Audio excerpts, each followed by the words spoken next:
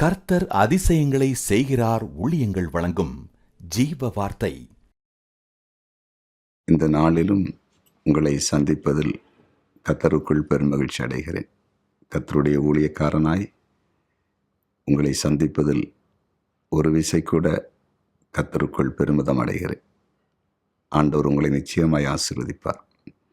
இந்த நாளில் நீங்கள் எந்த சூழலில் இருந்தாலும் சரி, துக்கத்தோடு, வேதனையோடு, கவலையோடு அல்லது தேவைகளோடு, எதிர்ப்புகளோடு, எந்த சூழ்நிலைகள் இருந்தாலும் அந்த சூழ்நிலையை மாற்றி அமைப்பதற்கு நம்முடைய ஆண்டவராகிய இயேசு கிறிஸ்து இயேசப்பா போதுமானவர். இன்றைக்கு நிச்சயமாய் ஒரு அதிசயம் உங்கள் வாழ்க்கையிலே நடக்கும். அவர் செய்வார், நிச்சயமாய் செய்வார். முதலாவது பிறந்த நாளை காண்கிற அனைவரையும் வாழ்த்துகிறேன் இயேசுவின் நாமத்தினாலே. திருமண நாளை காண்கிற ஒவ்வொரு குடும்பத்தையும் வாழ்த்துகிறேன். உங்களையும் ஆண்டவர் ஆசீர்வதிப்பார்.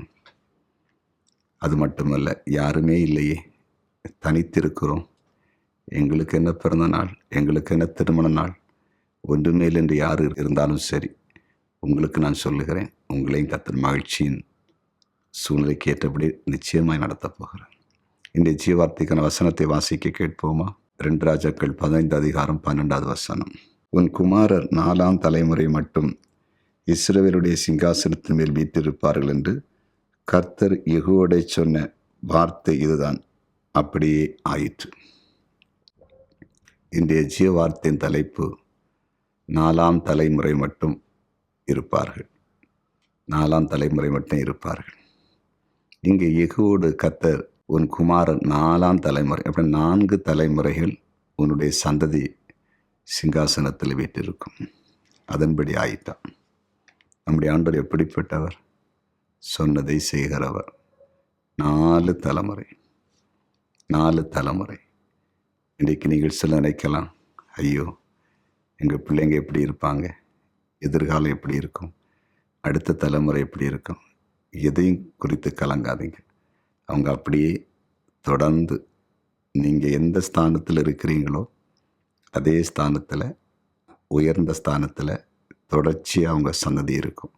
இங்கே 4ஆம் தலைமுறைன்னு சொல்கிறாரு. ஆனால் ஆண்டவர் சொல்லும்போது இன்னொரு இடத்துல சொல்கிறாரு, 1000 தலைமுறை மட்டும் இரக்கம் பாராட்டுகிற தேவன். 1000 தலைமுறை மட்டும் இரக்கம் பாராட்டுகிற தேவன். 1000 தலைமுறைக்கு இரக்கம் பாராட்டுகிறோம். கவலைப்படாதீங்க, வேதனைப்படாதீங்க. ஆண்டவர் பெரிய காரியத்தை செய்ய போகிறார். உங்களையும் உங்கள் சந்ததிகளையும் தொடர்ந்து நிலையான ஸ்தானத்தில், சிங்காசனத்தில், உயர்ந்த இடத்தில் வைக்கப் போகிறார். வைப்பதற்கு ஏற்ற சூழ்நிலைகளை உருவாக்கப் போகிறார். இந்த நாளிலேயே அதற்கான அதிசயங்கள் நடக்கப் போகிறது.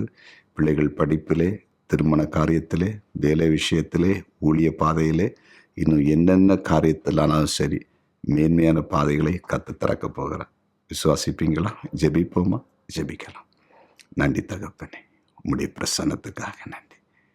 உன்னுடைய குமாரன் 4ஆம் தலைமுறைக்கு மட்டும் சிங்காசனத்தில் வீற்றிருப்பார்கள். அந்த வார்த்தையின்படியே ஆயிற்று. இன்றைக்கு உடைய ஊழியக்காரர் மூலமாய் பேசின வார்த்தைக்கு நன்றி. இதோ ஜீவ வார்த்தை கேட்கிற ஒவ்வொரு குடும்பத்திலும் தொடர்ச்சியாய் பல தலைமுறைகள் சிங்காசனத்தில், உயர்ந்த ஸ்தானத்தில் உடைய பிள்ளைகள் இருக்கட்டும். உடைய வருகை மட்டும் உயர்ந்த உன்னதமான இடத்தில் இருக்க வழிகளை திறந்துள்ளோம். இன்றைக்கு சில வேளையில் ஒன்றுமில்லாமல் இருந்தாலும் உயர்ந்த வழிகளை திறந்து கொடுங்க. வியாதிப்பட்டவர்கள் இப்போது சுகமாகட்டும். தேவையில் ஒரு பொருளுக்கு தேவையில் சந்திக்கப்படட்டும். பயம் விலகி போகட்டும். எதிர்ப்புகள் நிர்மூலமாகட்டும். அதிசயங்கள் நடக்கட்டும் என்று ஜெபிக்கிறோம். குடும்பமாய் சேவிக்காதவர்கள் உம்மை சேவிக்க வழிகளை திறந்துள்ளோம்.